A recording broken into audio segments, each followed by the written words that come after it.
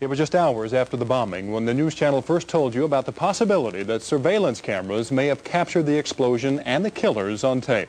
Our sources and sources for the LA Times describe what's actually on those tapes.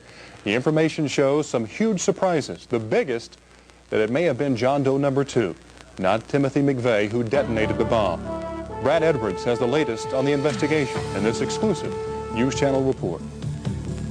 Our new information comes directly from a source that has seen parts of those surveillance tapes. It also comes from reports now in the Los Angeles Times. But perhaps the biggest surprise is contained in the news channel's own information.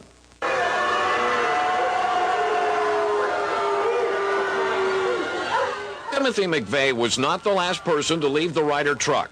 In fact, another man sat inside the cab of the truck after McVeigh got out. We believe that man is John Doe number 2, a man who, for all we know, is still on the loose, leaving open a vital question. Was it John Doe number 2 who actually set off the bomb, not Timothy McVeigh, as we've all been led to believe? News Channel 4 has for weeks been demanding copies of the surveillance tapes from the FBI. The federal government so far is dragging its feet. But many people in the investigation have seen the tapes, and now so has a source willing to describe to the news channel what the tapes show.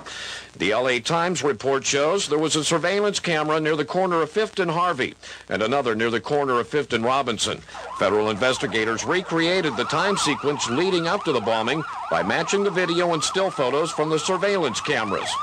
Since we can't show you the tape ourselves, we're reenacting what our source says he saw on those tapes. As witnesses told the news channel before, the tape showed the Ryder truck parked in front of the Murrah Building, where we now know the blast went off. As witnesses also told us, the tape showed 2 men sitting inside the Ryder truck. A man strongly resembling Timothy McVeigh gets out of the driver's side, steps down. He then appears to have dropped something on the step up into the truck. He bends down and appears to pick something up off the step. Then he turns and walks directly across 5th Street toward the Journal-Record building. All this time, John Doe number 2 is still inside the Ryder truck's cab, sitting on the passenger side. Time passes. The surveillance tape is time-lapse photography. Without knowing exactly the time interval between shots, our source can't be sure how long John Doe number 2 sat in that cab.